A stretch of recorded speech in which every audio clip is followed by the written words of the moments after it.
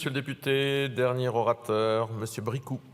Merci Monsieur le Président, Madame la Ministre, chers collègues. Ma question s'adresse à Madame Olivia Grégoire, ministre déléguée. En cette période de reconstruction économique, nombreux sont les entrepreneurs et commerçants de nos territoires qui se battent au quotidien pour assurer la survie de leurs entreprises. Parmi les outils mis à leur disposition par l'État pour faire face à la crise sanitaire, le PGE, prêt garanti par l'État, a été un levier financier crucial. Cependant, alors que nous avancions vers la reprise, une problématique majeure émerge, le remboursement de ces prêts dans un contexte de ralentissement de l'activité économique. L'inflation et la guerre en Ukraine pèsent fortement sur le pouvoir d'achat des Français. Les témoignages se multiplient à travers les régions, faisant état de difficultés considérables rencontrées par de nombreux entrepreneurs dans le remboursement de leur PGE.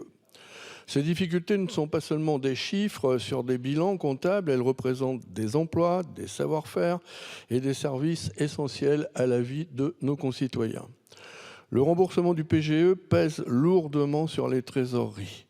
Des actions supplémentaires semblent nécessaires pour éviter une vague de faillites qui pourrait affaiblir durablement notre tissu économique local et le dynamisme de notre ruralité.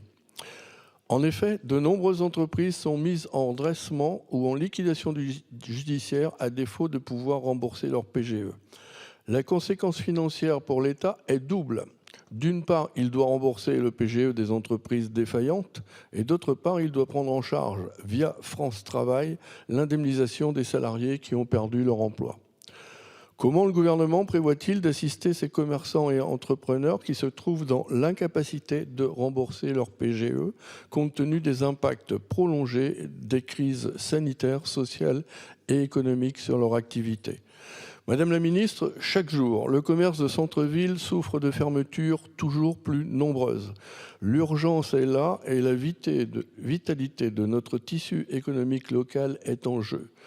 Au-delà des dispositifs d'accompagnement classiques, ne serait-il pas judicieux d'envisager des mesures de soutien adaptées à la gravité et à la spécificité de la situation actuelle, comme un réétalement des échéances ? Je vous remercie pour l'attention portée à cette question cruciale pour l'avenir de nos territoires et reste attentif à votre réponse, espérant qu'elle apportera des perspectives rassurantes pour nos entrepreneurs et commerçants en difficulté. Merci, Monsieur le député. Madame la ministre. Merci, Monsieur le Président. Monsieur le député Bricout, je vous prie d'excuser l'absence de la ministre Grégoire. Le taux de défaut anticipé des PGE selon la Banque de France reste très faible. Il a même diminué selon la dernière estimation de 4,6 à 4,2%. Nous avons toutefois bien conscience qu'il faut se méfier des moyennes qui peuvent dissimuler des situations très différentes suivant les entreprises. C'est pourquoi le gouvernement ne laissera aucune entreprise ayant des perspectives commerciales sur le bord de la route. Chaque entreprise en difficulté pour rembourser son PGE peut bénéficier d'un accompagnement. Les TPE et PME en difficulté peuvent ainsi rééchelonner la durée de leur PGE jusqu'à 10 ans au lieu de 6 ans devant le médiateur du crédit aux entreprises. Il s'agit d'un tiers de confiance, indépendant car rattaché à la Banque de France, qui peut négocier un PGE de manière confidentielle, non judiciaire, rapide et gratuite. Afin de continuer d'accompagner les entreprises en difficulté, nous avons prolongé pour 3 années ce dispositif de rééchelonnement via la médiation.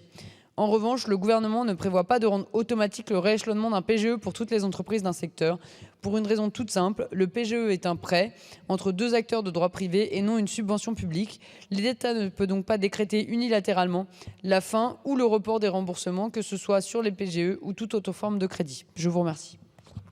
Merci, Madame la ministre. Monsieur le député, il vous reste un peu de temps. Je ferai part de votre réponse aux nombreux commerçants qui sont venus me voir pour cette question qui leur pose beaucoup de problèmes. Merci. Bien, nous avons terminé les questions orales sans débat. La prochaine séance est cet après-midi à 15h. Questions au gouvernement. Débat sur le thème « Construire une politique globale de prévention en santé avec quels objectifs, quelles priorités, quels indicateurs, quelles données et quels financements ?» Et puis questions sur le thème « Conséquences pour la France de la résolution du Parlement européen du 22 novembre 2023 sur les projets du Parlement européen tendant à la révision des traités ». La séance est levée.